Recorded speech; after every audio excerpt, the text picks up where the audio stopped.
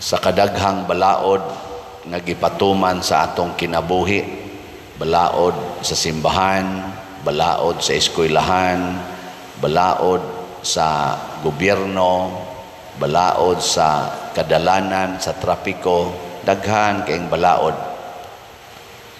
Ma-summarize ra gyud siya unta sa duha ka importanteng or labing importanteng balaod. O kaning gisulti ni Jesus, maorasad ni ang ma-apply sa atong kinabuhi.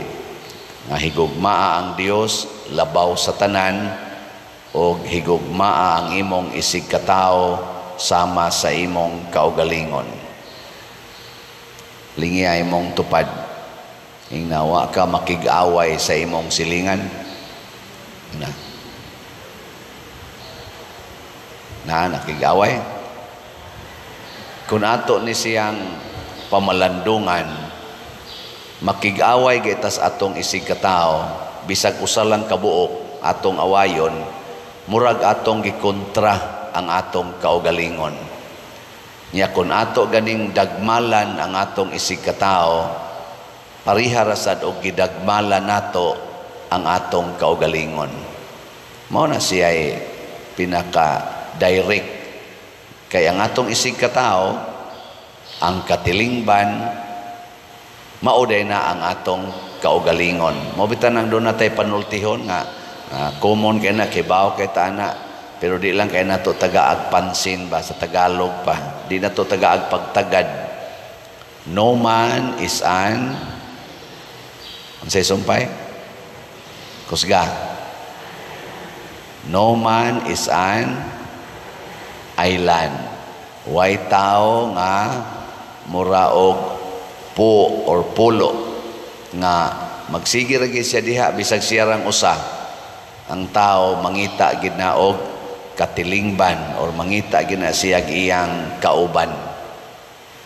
Mao nang dako kayong pangilad sa yawa kanang makigkontrata sa atong isig katao. Ingkaw niya pa din, o kita'y kontrahon, o kita mao'y awayon, kita mao'y daog-daogon, sa may buhaton.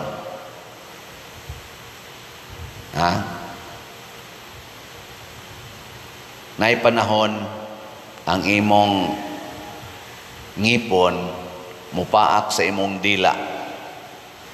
Di ba? Usahay ang imong ngabil, mapaakan sa imong ngipon. O sa imong buhaton, mukuha bakag martilyo nya imong dokdokon imong ngipon. O sa imong buhaton, magamping ka nga di na mapaakan imong dila, pero wag gid nimo unsaa ang imong ngipon. Naiusahay ang imong tiil madakinas o madakdak imong sampot, maglisod kag balik o maglisod kag barog usahay.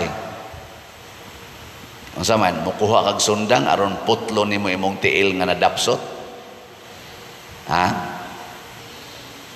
Maway imong buhaton? Dili oy. Naiusahay ang imong hawak mukalit og tuyhad. Nya naparok na imong unoon sa kuan, simento kay mubo day kaayo.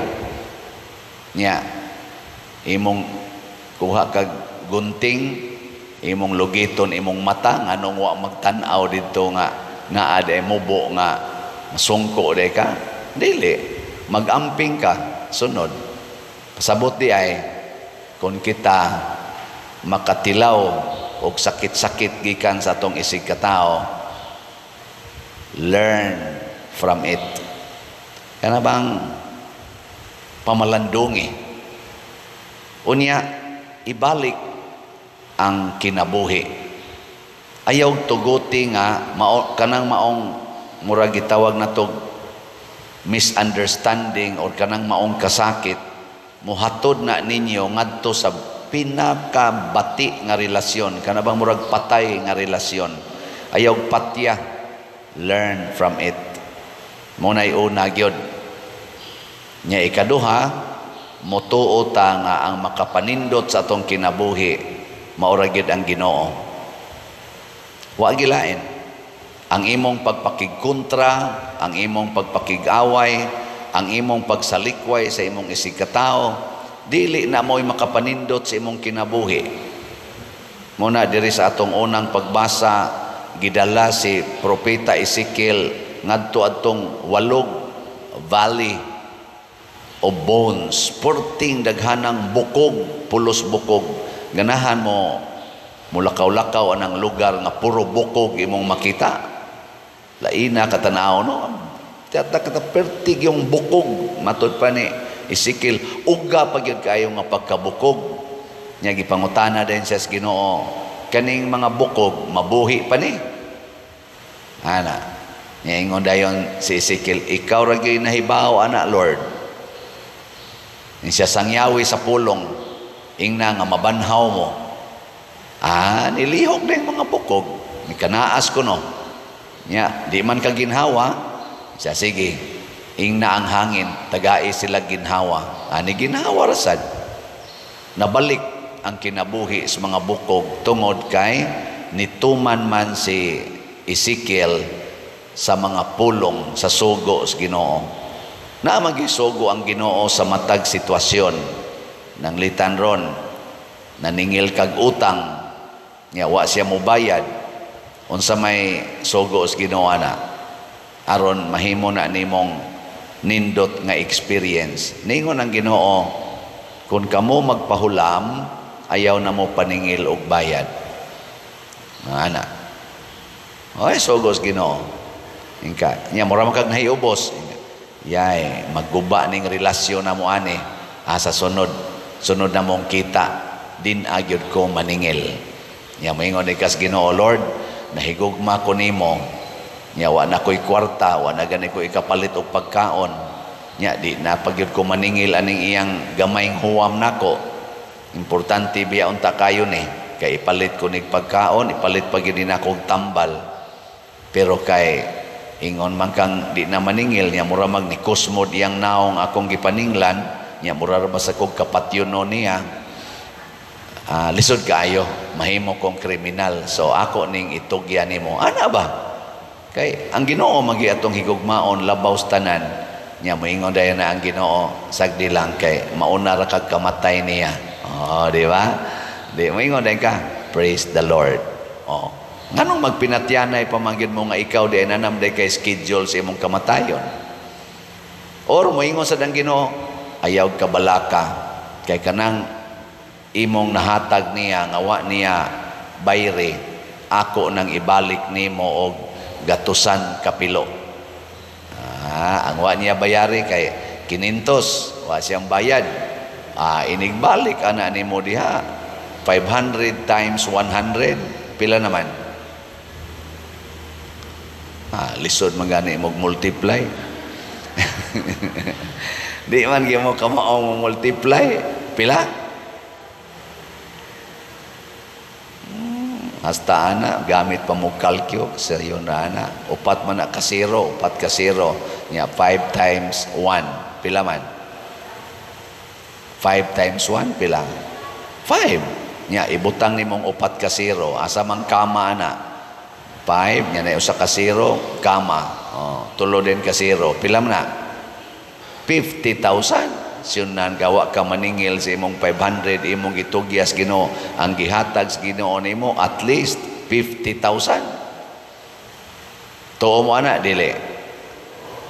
Motuo gyud ta kay ang Ginoo di man bakakon. Di gyud bakakon ang Ginoo. Kita ra gyud mo ibakakon. Pero ang Ginoo di gina makak. Mao na nga ang mayong buhaton di ay dili ta magsigi og sunod sa atong kaugalingon. Muna ingos Kristo, deny yourself kay wa nay kapuslanan. Si Santa Rosa of Lima, mura man siya, dili man siya Santa Rosa, iyangan si Isabel Flores de Oliva. Nya iyang gipili sa dihang ni commit siya pagka third order sa mga Dominican, iyang gipili ang rose. mo na nang nahimo na siyang Santa Rosa or Saint Rose. Iyang gi sa likway ang iyang kaugalingon. Hasta gani sa iyang mga pagkaon, di siya mukaon. Penance, iyang gisakit ang iyang kaugalingon aron malipay ang iyang isig katao. Ang iyang mga kasakit, iyang gibuhat aron ang iyang isig katao matagaan og kalipay. Murabag iyang gidawat ang tanang kasakit alang sa kalipay sa iyang isig katao. Lingi ako no imong tupad. Lingi ba? Ingna kanang imong kasakit ihatag na nga rin ako. Ingna ba? Ingna ako na ipasan ang imong kasakit. Kanindot no? Imong silingan, way bugas, imong kwaon imong bugas, kay ihatag nimo sa imong silingan, ika na say way bugas. Imong silingan, way kwarta, kwaon nimo imong kwarta, ihatag nimo sa imong silingan, ika na sad mo iway kwarta. Imong silingan, na ay sakit, na kanser, ang imong iampo sa Ginoo, Lord, kanang iyang kanser, diri lang na ihatag nako, aron maayo siya. Mana ka? Mana? Una, hilom kayo. Magsigil tagampo Ginoo, ayuha taon siya siyang sakit, ayuha siyang sakit niya yung Ginoo niya. Sugot ka, ako nang ibalhin diya nimo. Ayaw sa Lord, buangon ka. Una si Kristo, unsa may nahitabo ni Kristo, siya mo'y niangkon sa atong tanang silot, ang tanang silot para nato iyang giangkon aron ta maluwas. Ug mauna siya ang angay natong pasalamatan. Na diri sa atong tubag sa Salmo niingon ta, pasalamati ang Ginoo kay ang iyang gugma hangtod sa kahangturan. Nya unsa may pinaka-best nga pasalamat sa Ginoo, manghatag sad ta og gugma sa atong isig katao. Dili lang magsigitag gugma sa atong kaugalingon. Nya usanas paagi dinis atong parokya ang pagpalit og slot. Pila na may atong slots karon. Sus, hinay lang yapon kayong halin. Ga-expect ba ako karong Domingo mahurot na ning atong SBF dag, pero sagdi lang, wa pa man kayo nahigugma, pailob lang kita.